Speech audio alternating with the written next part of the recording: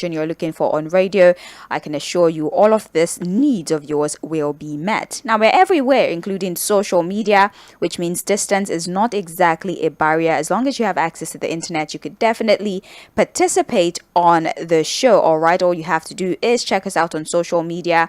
We're on Facebook and YouTube, where we stream most of our shows, in fact probably all of our shows. So you go check us out on social media. Check Facebook, check YouTube, Mainland 98.3 FM. We're also on X, formerly known as Twitter, at Mainland FM, and on Instagram at Mainland 98.3 FM. So follow us, don't just stream, you can also follow us, you can contribute, you can give your suggestions, amongst other things. So do well to follow us on all of our social media platforms. My name is Sage Babalola. I'm your anchor for the morning, and already on standby is our expert in-house analyst who will be giving us more insight into the stories we review on the front pages of our dailies this morning. Fuhad, it's a pleasure to have you. Good morning to you. Yeah, good morning, Sage. How are you doing? I'm okay. I guess I can say that. Although I'm still a little shaken about certain things. I don't know if it will be, too much for me to still highlight the passing of Mohbad. It's just everywhere you turn, every application you open, the conversation is still going on, especially, the circumstances surrounding his death, the candlelight procession that will happen on the 21st. It's just so hard to get that out of your system, because as more information comes up, you're just, I don't know him personally, but it hurts. I don't know if you understand where I'm coming from.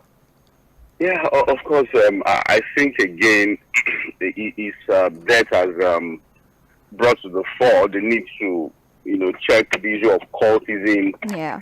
The dark world in our society, gangsterism, the issue of drugs, then the bullying. Some of the bullying that we see that we just ignore and assume that it's really nothing. Yeah. And again, it also talks to the fact that this is the time to encourage people to speak up. When you feel dissatisfied about a situation, when you feel harassed, when you feel bullied, when you feel threatened, don't hide those things. Speak up, be very vocal about it, because there are people who go after you and ensure that you are removed completely from the face of earth. So, right. But I like the fact that the police have decided to go into this. Yeah. And investigate the circumstances leading to his death. I think the last update from the police is that they are now working with the family. There's a possibility that his body will be exhumed for proper autopsy. Yes. Some of us have questioned why he was already buried. Yes. And again, I think as a father myself, I'm a bit disturbed, or let me say disappointed about the actions of his father. Some of the things he has said so far. Honestly, I saw the interview. It's sad. Some of those things. I think this is the time for the man to just keep quiet. He needs to shut his mouth and allow the police to take over the investigation. A criminal matter is against the state. So if there are criminal indictments, then so that has to be the police against some of the people that have been indicted so far on this particular case. But again, it is what it is. A very sad one. That's one young man that I've always talked about. See, I'm not really of the hip generation, if you understand what I'm saying. Yeah. New hip generation, but a number of times we have had to speak with, Gen Zs, quote and unquote. I've always told them that that's one guy with so much talent. Fantastic guy. Maybe he went into the wrong label, really. Well, I guess if the investigative committee that was set up, once they come out with their report, we can really have deeper understanding as to what happened. I just thought to highlight it because it bothers me a lot, and I don't know why it bothers me so much. Anyways, let's just check our papers. We have more information for you this morning. The Punch, The Guardian, New Telegraph, and last but not least, Vanguard newspaper. Let's start today by reviewing the stories on the front page of The Punch. Federal government NLC meeting deadlocked. Workers insist on demands. That is the story. Now, in a race to beat the deadline for the planned commencement of an indefinite strike that may lead to the total shutdown of the economy, the federal government on Monday held a meeting with organized labor on post-subsidy removal palliatives for workers. the rally hosted by the Minister of Labour, Simon Lalong, in Abuja, however, failed to reach a consensus as the Nigerian Labour Congress insisted that the federal government must meet its demands ahead of the 21-day ultimatum issued on September 1st by the Congress. Let me remind you what some of the demands of the NLC are. Also, the Trade Congress, they're asking for wage awards, they're asking for implementation of palliatives, they're asking for tax exemptions and also allowances to public sector workers, and also a review of the minimum wage, amongst other things. Fuhad, it seemed like we might see an indefinite strike, which is a follow-up to the two-day warning strike on September 5th and 6th that was organized by the Nigeria Labour Congress. The meeting with the Minister of Labour, Simon Lalong, according to this report, did not yield any positive result. Do you think that this indefinite strike is going to make a difference, especially because of what history has told us about strikes and the outcome? Well, if a strike is well coordinated and the purpose is well defined, and the labor and the TUC, are able to put themselves together and drive it properly, stage strike actions will make the government listen to labor and do what they want them to do. We're not saying that labor has to take the hard stand or take not shift positions, reasonable positions on their demand. But I've always questioned and asked the same question. I'm going to say the same thing this morning. Say, what is the government offering labor? What is their own offer? Labor has made a demand, right? Yes. But up till now, I'm shocked that there is nothing in the public space to show that, this is what government has brought to the table for labor to consider. They talked about minimum wage. Labor demanded 200,000 naira minimum wage. Okay, government has said they cannot do 200,000, no, they will do 100,000. But we don't have that information. Every time the only thing we hear is that our government is meeting with them, they are making promises. What are they promising them? Okay, again, so that people may now understand and say, government has tried, labor is just being too difficult. Let us have information as to what government is offering labor. The issue of palliatives, the Labour Congress has said it, that look, the way the palliatives, even though I'm completely against any form of palliative that involves sharing of rice and beans, but let us even say that's what the government wants to do, and Labour thinks it can be done better. What Labour has been saying is that, look, giving these palliatives to the governors to handle will make it not work. And that's what we are saying. Say, the 2 billion is nothing. That one is. And I think the federal government was smart not to release the entire 5 billion at once. Right. Initially it was 5 billion. Then later the Minister of Finance said, because of the issue of inflation, blah, blah, blah, they will release the money in tranches. Yeah. So I thought I'm sure when they made the announcement of 5 billion, somebody called the president and he said, this money, if you release it, Salah. So they say, let's do small. And I'm sure that they must have been evaluating the 2 billion now, feeling disappointed. Right. If you understand what I'm saying. So what I think the government can do, again, to bring the public to their side, even though the pains are made it difficult for anybody to want to understand with this government, is to say, this is my dream, this is my offer to labor, organized labor and their workers and their members. This is minimum wage I'm willing to pay. On the issue of palliatives, this is what I'm willing to do. On the issue of tax waivers, this is what I want to do, and all of that, But nothing. Look, subsidy was removed May 29. How many months down the line? The government has not been able to bring anything to the table for labor to consider, unless there's something they have brought to their table we don't know about. But I'm sure if that has been done, we would have gotten the information that, look, this is what government is offering labor. Right. So the indefinite strike action, again, if that's what labor considers as the best option for them, can work. But then they have to be well coordinated. The purpose has to be well defined. They have to be very strategic about it, because whether they like it or not, the government will go after them to break their rank and file. Divide and rule will come in. That will always be the strategy of government. Most likely the government would also run into any of our courts. The industrial court has always done the bidding of government in recent time when it comes to labor disputes. So the Labour Congress has to plan that ahead too. That suppose the government now goes to industrial court and gets an injunction to thwart their strike action, what will they do? It's not for me to tell them what they are supposed to do or what they are supposed to do ahead of all of these government actions that will definitely come. It's left for Labour to sort themselves out on that. But if that's what they want to do, they are better put on their thinking cap and be more strategic about it. Right. Page 2 of the Punch newspaper, you get details on the planned indefinite strike as the deadline given to the government by the NLC ends this Friday. Moving on, we have other headlines here. Nigeria servicing 108 World Bank loans worth $14 billion. This is a report in the Punch newspaper. As it stands, Nigeria is currently serving about $14.12 billion worth of World Bank loans. This is according to findings by the Punch. The figure covered the amount disbursed on about 108 approved loans based on data obtained by correspondents. Now, the oldest loan being serviced was approved as far back as 1989 under General Ibrahim Babangida, while the most recent loan being serviced was approved in 2018 under the former administration of Muhammadu Buhari.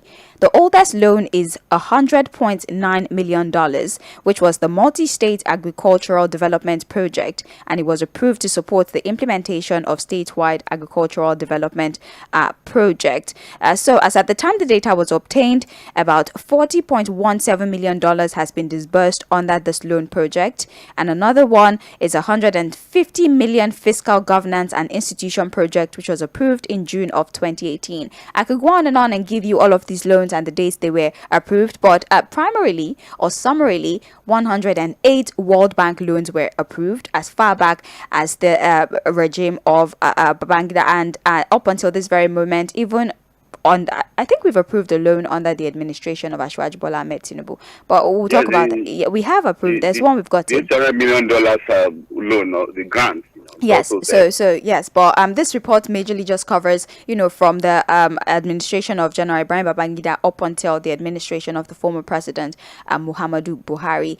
Sum total about $14 billion. And Fuhad, let's highlight that this is debt servicing. This is not us paying back the initial loan. This is just how much we pay to service the 108 loans that we have acquired from the World Bank. I don't know the right question, Fuad. No, the right question. Is there even any question? I don't know. Other than the fact that, look, this is our reality. It's not wrong really to borrow. Sage. Nations all over the world, approach global financial institutions like the World Bank, the IMF, and all of that to secure loans. They go to a lot of banks all over the world, to secure grants and loans like this for developmental purposes. And so that's not really a problem. The problem is, as a country, we go ahead, borrow these monies, and at the end of the day, nothing is seen. Nothing comes out of it. And there's only one thing that has made us continue to borrow without corresponding results of our borrowing, and that's corruption. See, that's corruption, nothing more. There's nothing that makes us go ahead, borrow these monies, and then you look and ask yourself, what have we done with the money? There's nothing to show for it, other than the fact that our corruption index is at an all-time high. And I'm not surprised that all of this is, has been again reviewed from the Babangida era. I would say it, I'll continue to say, if there's one man that institutionalized corruption in Nigeria, it has to be former President Babangida. That was the era where we really institutionalized what is called corruption in the country. I say it with all sense of decency and emphasis. That was the 8 years where corruption became a monster in Nigeria. Was the 8 years of head of state Babangida. And I'm sure people that are older than me knows what I'm talking about. That was when we set the standard for what can be called the craziest form of corruption in the country. And unfortunately, right from that period, we have not been able to get out of it. We have not been able to get out of it. Abacha came and messed the whole thing up. And then, Shonekan came, Abdulsalam came, it was about transition. But from 1999 till date, our politicians have not taken it to another level. That's 1999 till date. What we have had is a situation where our politicians maybe sat back, looked at what happened during the military era, what our military guys have been able to amass for themselves. So they only waited for 1999, took over power, and they're taking corruption to another level. That is why people keep asking, the Fourth Republic, we fought for democracy. We wanted democracy to come back. In 1999, it came back, politicians took over. But what have they been able to do to the people? Where is the dividend of democracy now? Say, from 1999 till today. It's still the same story of corruption, lack of infrastructure, the people are still suffering. Nothing has changed. But I say that democracy is not the problem. See, democracy has worked for a lot of countries in the world because democracy is about the people. But what we have is a completely confused kind of democracy that is only for a few privileged Nigerians who are able to find themselves in the corridors of power. It's a gated democracy. And what it encourages is that you can jump the fence, you can break down the fence, you can boggle the window, just get into the corridors of power, and automatically you are rich. You forget about the people. That is not democracy.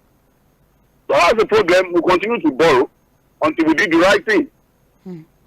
Well, you can get more details on page 19 of the Punch newspaper. Please be aware that we're streaming live on Facebook and YouTube, so you can join us via those platforms. Please go to our Facebook and our YouTube pages and watch everything going on live in the studio. Mainland 98.3 FM. Once you punch that in, you would immediately be directed to our streaming platforms. All right, be sure to leave your contributions on there. And at 8:40 a.m., when it's time for Mainland Focus, we would go back and take the contributions that you have dropped in real time. My name is Sage Babalola. We're having a conversation with Fuhad Saheed on trends in the papers as we look through our dailies this morning. You are listening to Mainland 98.3 FM. Still on the front page of the Punch newspaper, no easy solution to Nigeria's economic problems, says the United States. Okay. There is no quick and easy solution to Nigeria's economic challenges, the United States government has disclosed.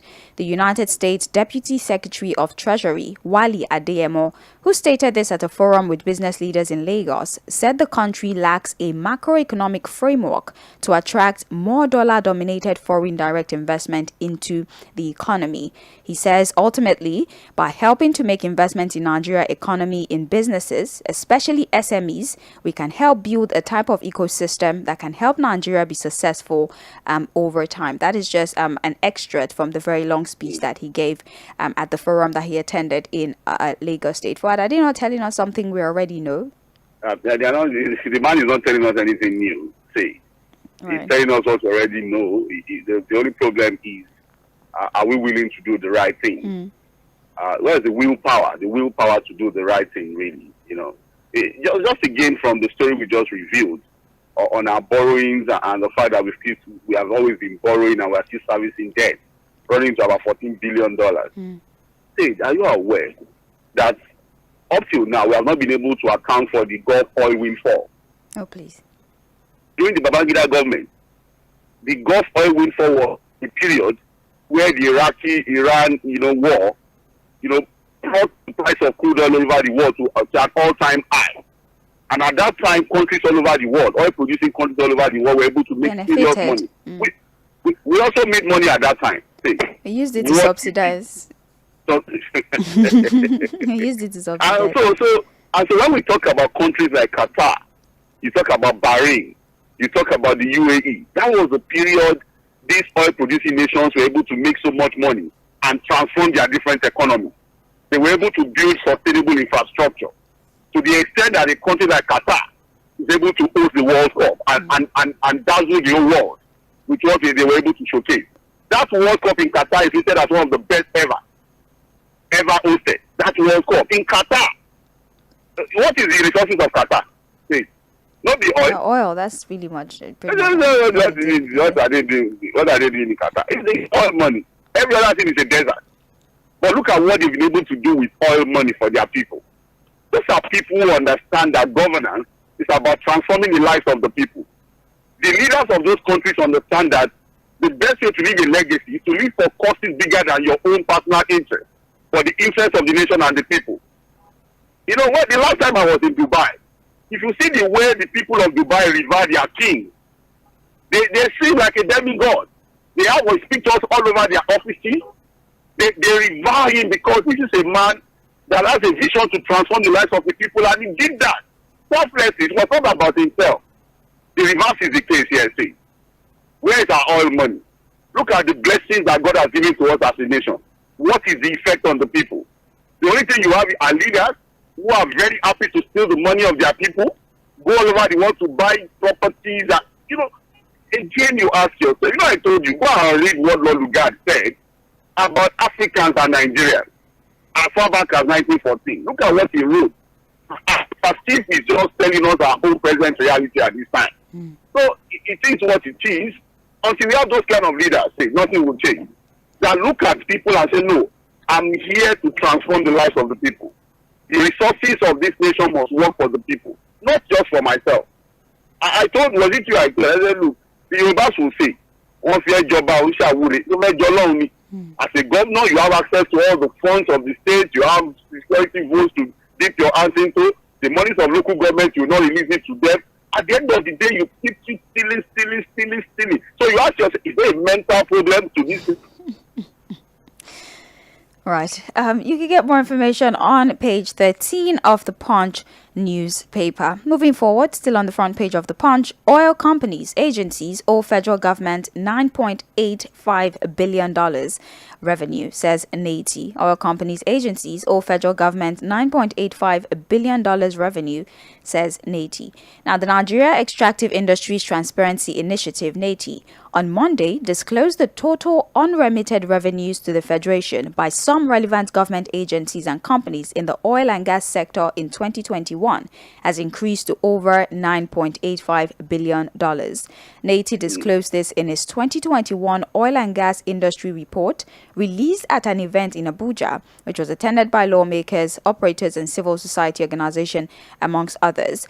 This report would support national development and poverty reduction through resource mobilization, as it provided updates on the financial liabilities of the Nigerian National Petroleum Company Limited and some companies to the Federation. So Fuhad, our international debt profile is we're dealing with that. We still have local debts, like we're owing each other money. Yes, we're owing up to the tune of $9.85 billion, which is surprising for me because we've heard that since the removal of subsidy, amongst other things, reasonable amount of money have been able to be saved. So it's difficult to understand why they're still claiming not to have enough money to remit what is due to the Federation account. I think this was even this is 2021 actually. Yeah, 2021. Yeah, 2021. So I think it's a pre-subsidy removal period. I mean, haven't we made enough money to pay outstanding debt, or at least part of it? Well, I'm sure up till now, the situation where we are leveraging on the NNPC to stabilize the price of PMS may mean that whatever they are supposed to remit would go into servicing that difference. If you understand what I'm saying? Yes. Because again, there's something going on really. Why the price of PMS has remained the way it is.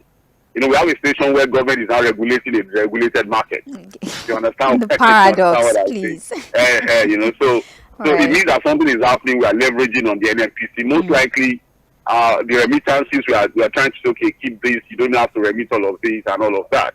But for me, I think if there are oil companies, if there are things that we need to recover, $9 billion is a huge money. Yeah, it's a lot. If, for example, we recover that money and we decide to channel it into fixing our 4 refineries, I think those 2 refineries will work.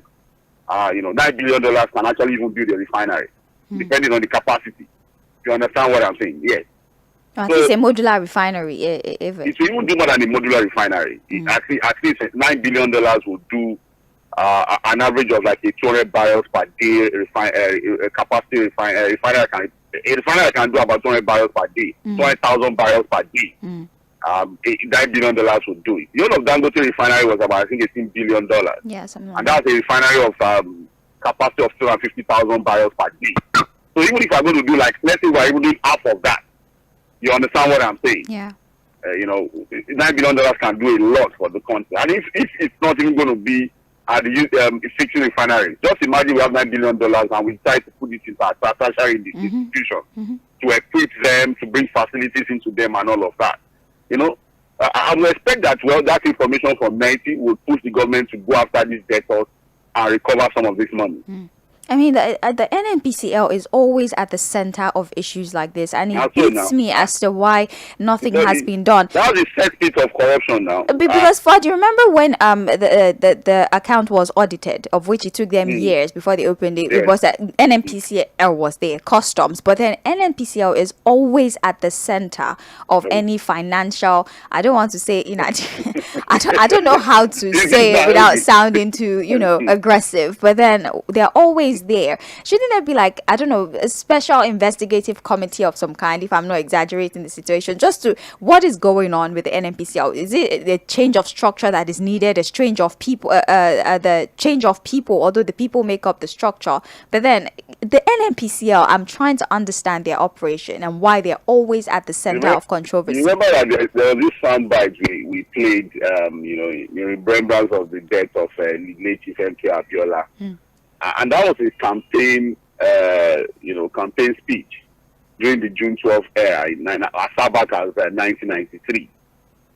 He specifically talked about the oil sector, the NNPC, about the corruption in that institution, where he talked about different layers of corrupt practices in the oil sector. It has always been there, see. It has always been there. Until we have people in government, maybe a president, or that can create a structure that holds the NNPC accountable to the people, nothing will change. It's just been a vicious cycle of corruption upon corruption. It's just been there, the NNPC, really. And until we put up legislative framework, open up that institution, make them more accountable to the people, it's just going to be the same thing. Can you talk about NNPC the way we talk about Aramco in Saudi Arabia? What Aramco has been able to do to the people of Saudi Arabia?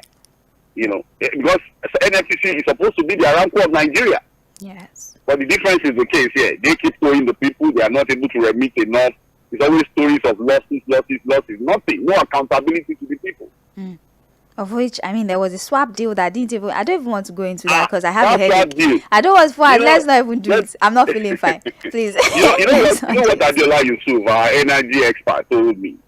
He said, look, the more you go deep into the corruption, right. He said the more you go deep into the oil sector, the more depressed you get. To be honest, the more discouraged you get about the process of Nigeria getting better. So let's not even delve into that. I don't want to do it either. I'm not interested in that conversation. You can get the native report on page 19 of the Punch newspaper. Please check us out on Facebook. Thank you so much for everybody who's streaming. I can see all of you. We acknowledge your presence. But then continue to stream. Go to Facebook, Mainland 98.3 FM. We are live and you can definitely participate. Now we're going to the next story. Fuhad, you'll be very interested in this one. Drama as 𝗪𝗁𝗁 locks out embattled deputy from government house. Now, the deputy governor of Edo State, Philip Shaibu, was on Monday locked out of the state government house. The deputy governor, who arrived at the government house around 8 a.m., met the gates leading to his office locked. He made efforts to gain entrance into the premises, which was shut. Now, Shaibu apparently put a call through to a government official telling the person at the other end that he did not get a letter to relocate the office. He noted that only the civil servants in his office were served the letters, and so he has denied knowledge of the relocation of his office outside the government house. This happened a few days, about 2 weeks ago actually, according to the communique that was put out, that the relocation has been in place for about 2 weeks and letters were sent that his office has been relocated. But Philip Shaibu is claiming he did not get a letter specifically, or a personal letter. Yeah, he might have been aware that the civil servant got the letter, but he didn't think it applied to him because he did not get a personal letter, and so he is still supposed to have access to his office at the government house, but he was not allowed entry, and he was told by the person he called, the person was not named here, that this is an order from above. You are not allowed to be anywhere near the premises or your office in the government house. Fuad, this drama continues. What outcome are we, what exactly, to what end is this going to be, especially with the governorship election coming? That's in 2024 next year. Sage, one would expect that Mr. Godwin Obaseki, the governor, and Philip Shaibu, the deputy governor, are both educated, right? Well, yeah. Okay. So at least that we know of. One would also expect that they are well exposed, right? All right. And so one would also expect that if you combine the two, education and exposure, you expect some level of proper behavior from people. Mm-hmm. In this situation, are you seeing that? I refuse to. I plead the fifth. I plead the fifth. I will not be answering. I just talked about the level of corruption and the insatiable nature of our politicians to continue to steal. And I concluded by saying Is there a mental problem to this thing? What is happening between the governor and the deputy governor? Let us first establish the fact that it is not about the interest of the people of Edo State. That one is confirmed. Let's just put that out, that what is happening between the governor and the deputy governor does not have anything to do with how the people of Edo State will get the dividends of democracy. It's just about people who want to become emperors, who want to establish themselves, who want to remain perpetually in control of governance and the resources of the people. Because if it's about governance, if it's about service to the people, what is the big deal? The deputy governor showed interest to become governor. It is within his right. Even though there might have been some backdoor arrangements, internal political arrangements to say, oh, this is where I think this thing should go. And then the deputy governor suddenly reneges and all of that and decides to show his interest, whether directly or indirectly. So be it. Say it's about the people. All you need to do is to allow the people to decide whether they want to feel tribal or not. But look, Sage, this was the same body in 𝗪𝗵𝘁𝗀𝗧 who kept shouting and ramping up emotions of the people of Edo State to say, 𝗪𝗶𝗁𝗏 wants to become godfather, he wants to be dictated to me, blah, blah, blah, and all of that. Edo is not Lagos, blah, blah, blah, and no godfather can ever rule Edo State. Governor should be about the people. We will not encourage godfatherism. What is Godwin 𝗪𝗪𝘁𝗀𝗧 showing now? If not the hand of serious godfatherism, then you can relocate the office of your deputy governor without notice to almost like an abandoned building. To the extent that even in a public function, the deputy governor stood up to exchange pleasantries with you. A DSS officer has to stop him. Say, I think there are mental issues to this thing.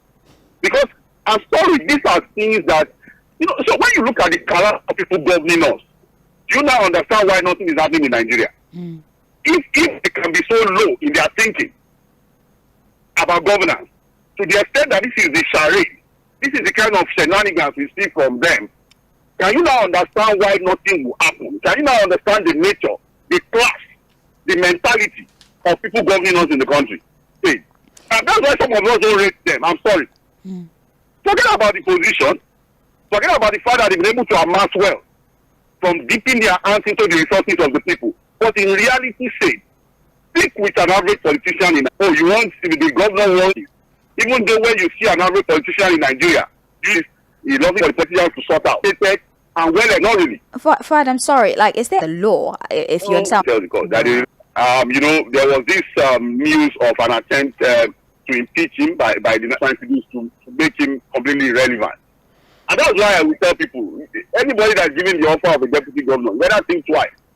Because the way it's structured, deputy governors are more like completely it looks ceremonial to me, really, than the it's just ceremonial is better. If it's ceremonial, there's some level of ceremony around it. It is almost ridiculous the way our governors treat their deputy governors.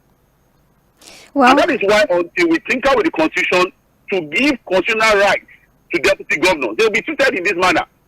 Unfortunately, it's a joint ticket too. You can't be a governor alone. Right. You have to have a ticket with somebody as deputy for the ticket to be valid. But now you have a situation when they get to power, because of all the powers arrogated to the governor, they see their deputies as useless. And that's what we are seeing in Edo State here. Right. Well, moving on from this story, you can get more details on page 18 of the Punch newspaper. Now, let's talk about Ogun State very briefly. The papers report tension as 8 killed in Ogun community. That 8 people were killed in the area. Disclosed that 9 suspects in that those who lost their lives to the mindless killings could not have been less than 20, with many of them being innocent and just victims of the circumstances. Fuhad, Ogun State and cult clashes have become Siamese twins, and it beats me as to how the security operatives have not been able to deal with this particular situation. It's always one fight after the other and people just dying needlessly. Fuhad, what can we do to curb cultism in Ogun State or even generally across the state? It's not only Ogun State. Yes. I think the reason why we're not getting the government to respond properly to the issue of cultism, gangsterism, thuggery in our societies, and most of these guys are also used as political thugs. Well, so during campaigns, you see them around our politicians. They are always around them. These cult boys, these thugs, these miscreants. They use them for all manner of things. They're always around the people in power. And the brazenness as to how they do their things is because they know that if anything happens, there's somebody somewhere who's going to come and bail them out. Right. So they brag about their powers, they brag about their connections with the high and mighty and the people in the corridors of power. You even see them, you know, exchanging pleasantries with our governors, with our politicians. They're everywhere. We see them. We see these things. You know, in the past, cultism used to be limited within the four walls. At least it was a clandestine movement, right? But now it's in our faces. Yes. Now what you see is that cultism is everywhere in our streets. It's everywhere, you know. In fact, the scary thing is that people were even saying that our secondary school students are also joining different cult groups. That has gotten to a point where it's like even in our secondary schools now. On the streets now, a organizer, a carpenter, a bus driver, a conductor will tell you they are these members of different cult groups. And it's a very big problem that we are not attending to. We are not paying attention to it. Like I said, the people in power that are supposed to pay attention to these things look away because most of these boys are used as political talk. So look at the story of Ogun State now. Innocent people are dying, you know, because some cult groups are clashing, and you know, it's unfortunate. It's unfortunate. And I don't know how we're going to get out of this. I don't really know how we're going to get out of this because, again, if you say, oh, this is for the government to sort out, and then the government are also the people encouraging them, using them as political talk, then what do you do? All right.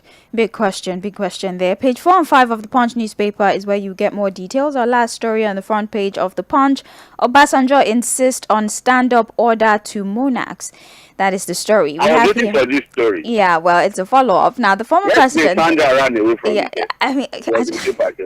Well, former President Olusegun Obasanjo on Monday insisted that he was not wrong to order the monarchs to stand up and show respect to the governor of Oyo State, Seyi Makinde, saying governors deserve respect. He stressed that he stood firmly, unapologetically, and uncompromisingly on the position that the governor of a state holds the highest office in the state and should therefore be given due respect as enshrined in the Constitution. There's a lot of things that were said, but I'm trying to manage our time, judiciously. So Fuad, he's not reneging. He says, I said what I said, basically. Okay. That's what he's saying.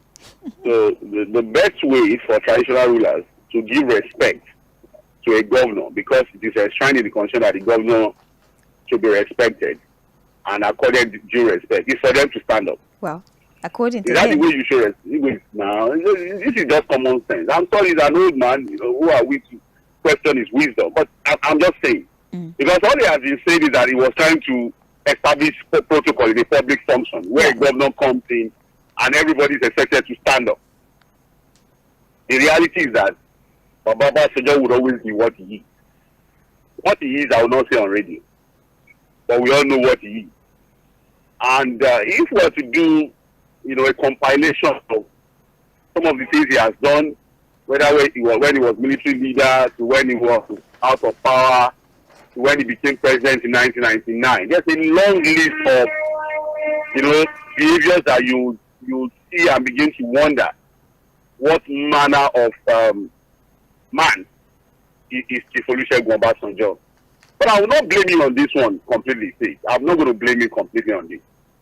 Our traditional rulers have made themselves a point of ridicule in recent times.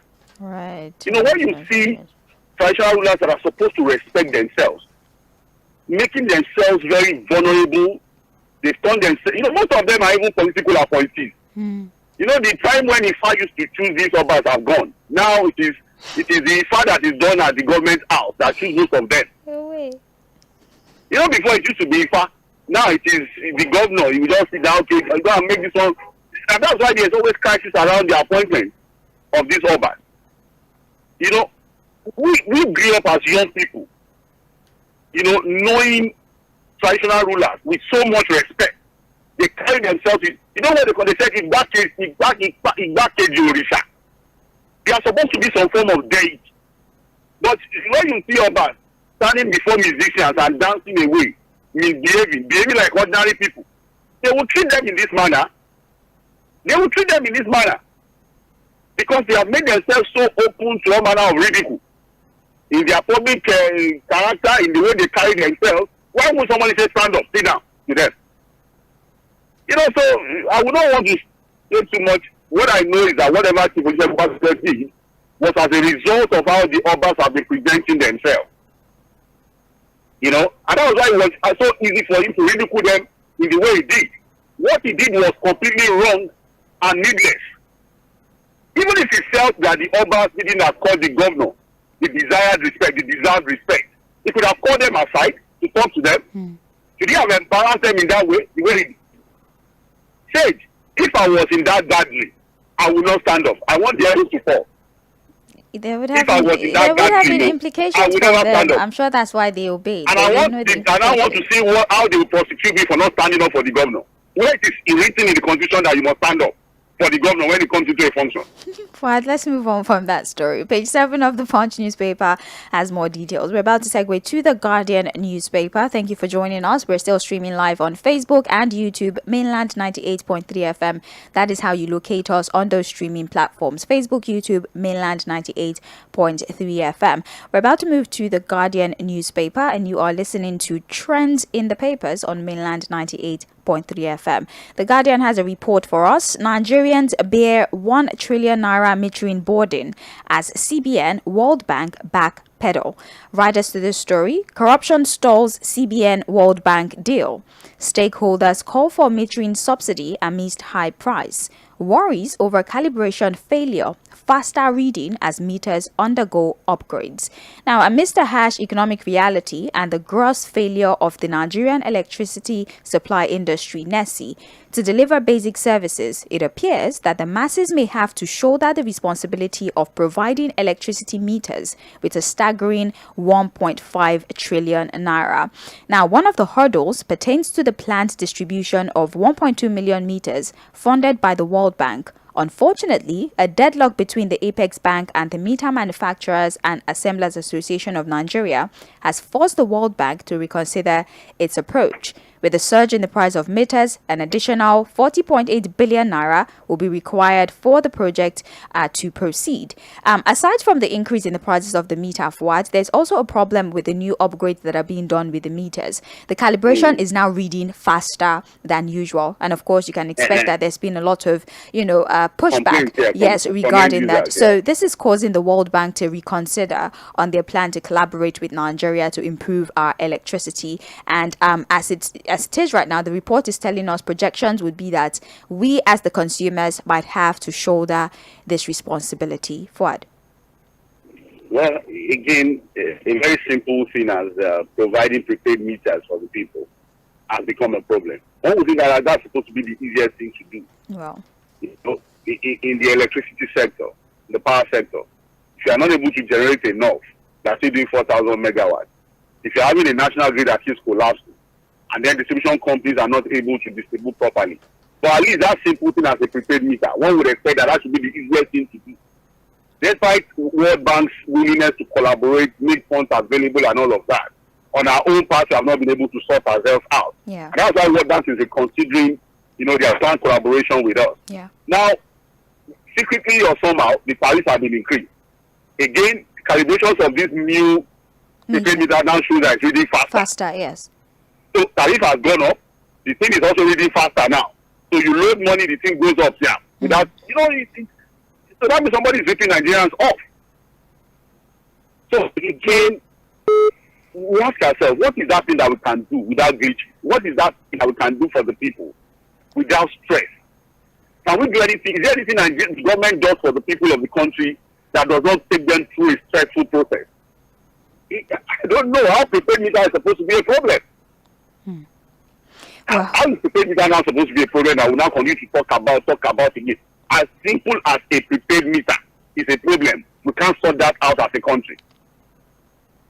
Well, as it stands, over 7 million consumers are being billed arbitrarily. So that means that 7 million people have to do estimated billing. Yes, is complete fraud. Yeah, so 7 million of us. Are happy to, the discos are happy to keep that. They could write whatever charge they want on it, and you have to pay. You have no proof that you didn't use it. And they know that prepaid meter, if there's no light, you can't charge anybody. So what they do is that the people they supply prepaid meters to now, they increase tariffs quietly. And apart from that, what we are just hearing from that report now is that even the thing is reading very fast. Yes. But they like the estimated billing thing. That one, they just put anything on there. Anything they like, and you must pay.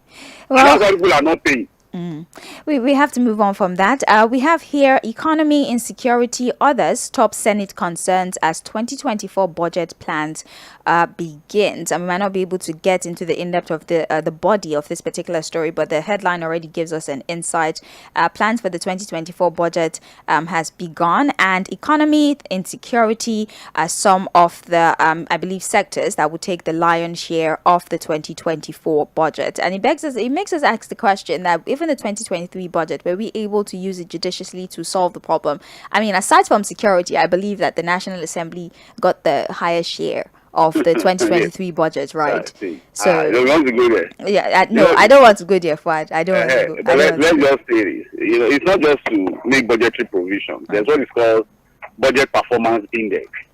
What was the rate of the level of performance of our budget year in, year out? You make provisions for these things. Are you able to at least get it an 80 to 90% budget performance?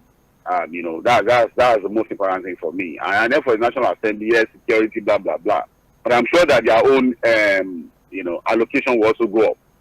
So the thing we see with Nigeria is that the executive makes proposals, make budgetary proposals to the Assembly, and then you have the National Assembly sitting on it and changing figures, moving their own figures up, tossing the figures around just to benefit themselves.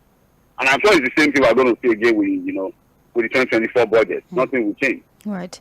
Anyways, more headlines here. NNPCL fails to remit $6.9 billion, swaps $7.1 billion worth of crude in 1 year. That conversation almost came up, but we know for sake of our mental health, we do not do it. Fuad, please, let's just leave it alone. Please, I'm not feeling fine.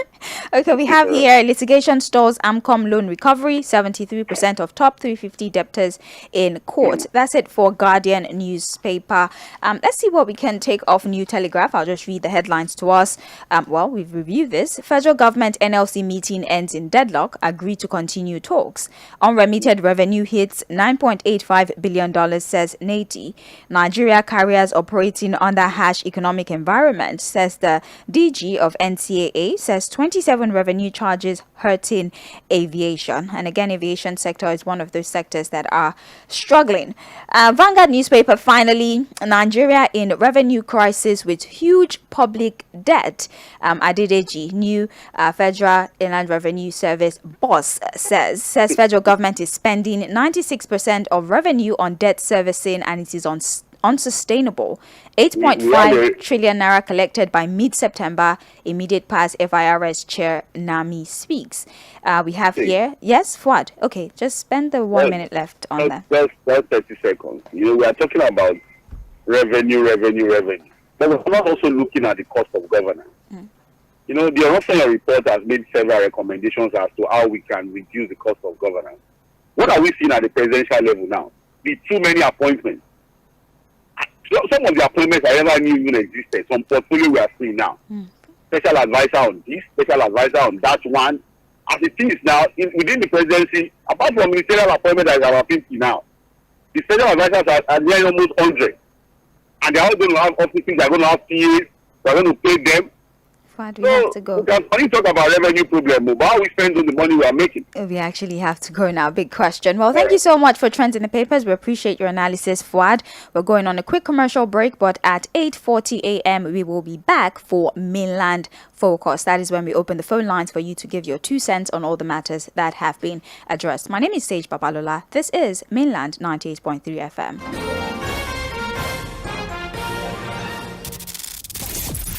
Us on all our social media platforms. If you buy market from your customer and you put small something on top for you, shebi Najara be that. Yes, now Najara. So come imagine say you buy one thing, then carry 8 give you. Wetin be that one? That one now Najara now. Bam! Hey, now Najara be that oh. Oya run go buy your new Airtel SIM. Come recharge, make you begin enjoy 8 times value plus 1,000 naira welcome bonus. Airtel. A reason to imagine. Come on, give me some 𝗧𝗵𝗲. Yeah, I want my 𝗧𝗵𝗲. Golden penny noodles. Yeah, that's why I get my 𝗧𝗵𝗲. Golden penny noodles comes in jollof chicken flavor, goat meat pepper soup flavor, jollof hot flavor, and the newly improved chicken flavor. Now available in a new pack. Golden penny noodles. I want what I want. Me, I just want my. If you buy market from your customer and you put small something on top for you, shebi na jara be that. Yes now, na jara. So, come imagine say you buy one thing, then carry 8, give you. Wetin be that one? Ah, that one na over jara now. Bam! Hey, na over jara be that oh. Oya run go buy your new Airtel SIM. Come recharge, make you begin enjoy 8 times value plus 1,000 naira welcome bonus. Airtel, a reason to imagine. You're about to close the deal of a lifetime, and suddenly, your phone goes off because your battery is low. There's a hot gist in town, and just when you're about to hear it, your smartphone disappoints you. Oh, not again. Even worse, you're about to get that yes, but they can't reach you. No smartphone guarantees you your dream like the itel P40. With just one charge of its mega 6000 mAh battery, power is yours for 3 days. Also get 5GB from Airtel for just 1,000 naira when you buy itel P40 and activate it with an Airtel 4G SIM card.